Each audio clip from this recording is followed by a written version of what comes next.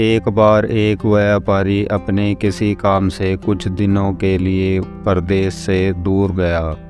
जब वह अपना काम ख़त्म करके घर पहुंचा तो देखता है कि उसकी पूरी तिजोरी खाली है। उसकी मेहनत की सारी कमाई चोरी हो चुकी है। व्यापारी घबरा गया और उसने अपने घर के सारे नौकरों को बुलाया। व्यापारी के घर में कुल 5 नौकर थे।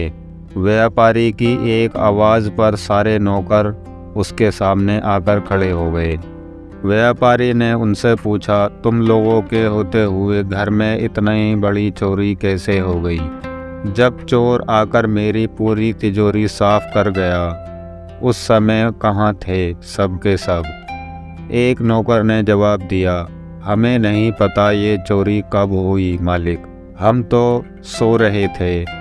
उसकी ये बात सुनकर व्यापारी गुस्से से आग बबूला हो उठा और बोला, मुझे तो लगता है कि तुम 5 में से किसी एक ने ही चोरी की है। तुम्हारा हिसाब अब बादशाह अकबर ही करेंगे। ये कहता हुआ वो महल की ओर चल पड़ा। बादशाह अकबर अपने दरबार में बैठकर जनता की समस्या सुन रहे थे कि तभी व्यापारी वहां पहुंच गया।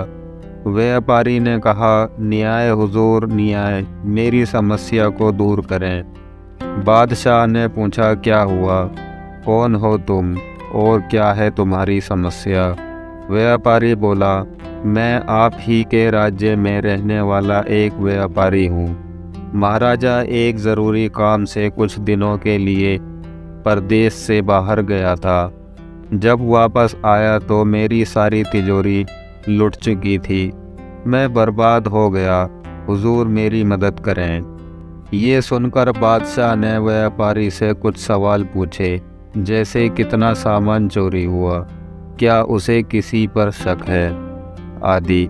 सवालों के जवाब मिलने के बाद अकबर ने व्यापारी का मामला बीरबल को सौंप दिया और कहा कि असली चोर को पकड़ने में बीरबल उसकी मदद करेंगे।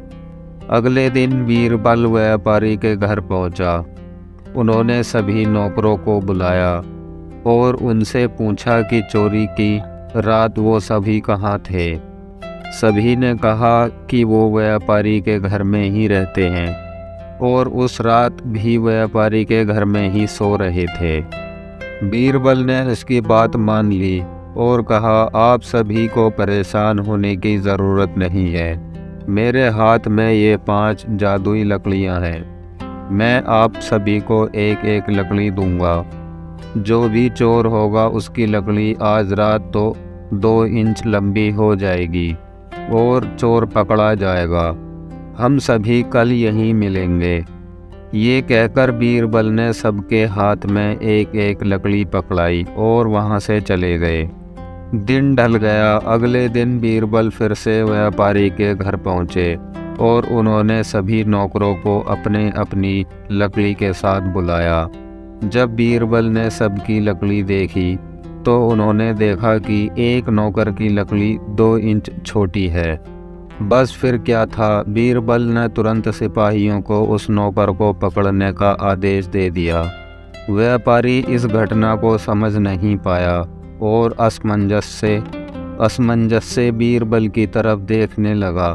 बीरबल ने व्यापारी को समझाया कि कोई लकड़ी जादुई नहीं थी, लेकिन चोर को इस बात का डर था कि उसकी लकड़ी 2 इंच बड़ी हो जाएगी और इस डर से उसने अपनी लकड़ी को 2 इंच काट दिया और वह पकड़ा गया। व्यापारी बीरबल की चतुराई से बहुत प्रभावित हुआ और उसका धन्यवाद किया।